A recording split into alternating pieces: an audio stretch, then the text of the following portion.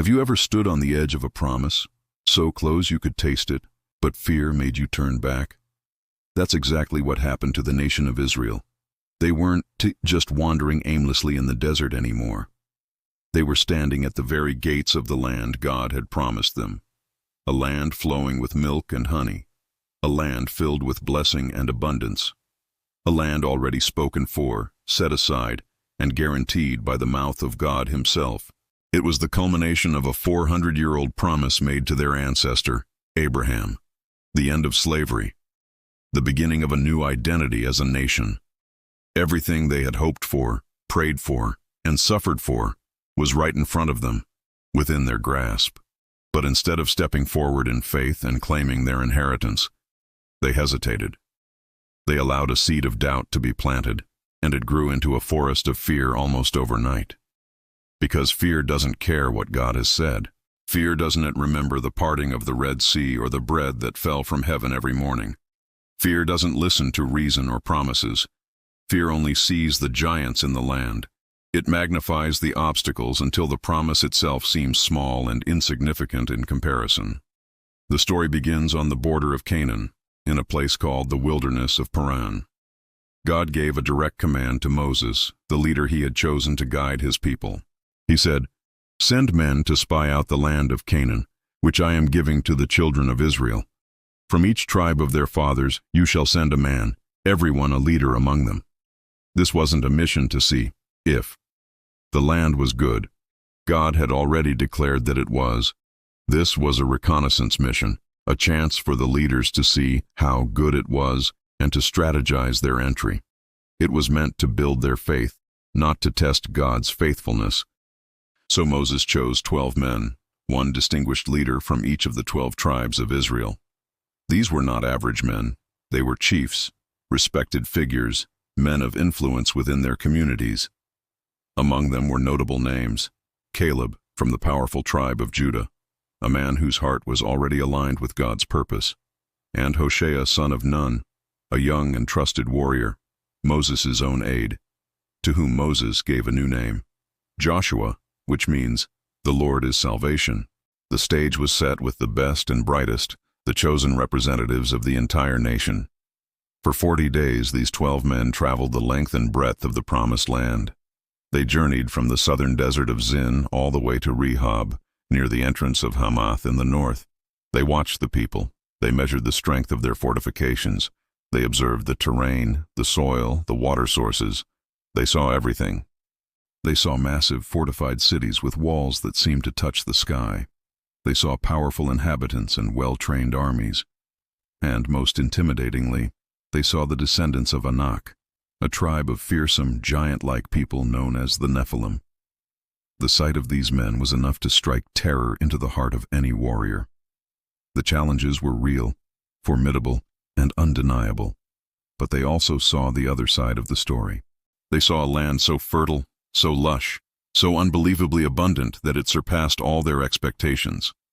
They came to the valley of Eshcol, which means cluster, and there they cut down a single branch bearing a cluster of grapes so large and heavy that it required 2 men to carry it on a pole between them. They also gathered pomegranates and figs, tangible proof of the land's incredible richness. It was everything God had said it would be, and more. It was beautiful. It was abundant. It was a land worth fighting for, a home worth possessing. When the 40 days were over, they returned to the Israelite camp at Kadesh, their arms filled with the oversized fruit of the land. The entire nation gathered, a sea of 2 million people, waiting with bated breath to hear the report. The spies stood before Moses, Aaron, and the entire congregation, ready to deliver their verdict. They started with the good news, presenting the physical evidence. "We went to the land where you sent us," they began. "It truly flows with milk and honey, and this is its fruit." Imagine the excitement rippling through the crowd. The promise was real. They could see it, almost smell the sweetness of the grapes. The dream was within reach.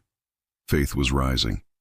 But then came the word that always kills faith, the word that pivots from promise to problem, from trust to terror. Nevertheless, the 10 spies continued, their tone shifting dramatically. "The people who dwell in the land are strong. The cities are fortified and very large. Moreover, we saw the descendants of Anak there. The air grew heavy. The initial excitement began to curl into anxiety. The spies went on, painting a picture not of opportunity, but of insurmountable opposition. They described the Amalekites in the south, the Hittites and Jebusites in the mountains, and the Canaanites by the sea. They strategically listed every potential threat, every powerful enemy, every reason why the mission was impossible.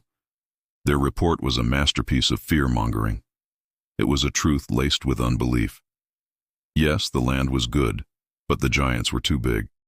Yes, it was fruitful, but the walls were too high. They concluded with a declaration of defeat before the first battle was even fought. 10 of the 12 chosen leaders delivered this crushing verdict. We are not able to go up against the people, for they are stronger than we. They didn't just report on the enemy's strength.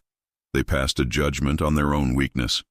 They had forgotten that their strength wasn't supposed to come from themselves, but from the God who had brought them this far. Then came the most damning part of their confession, the lens through which they saw themselves.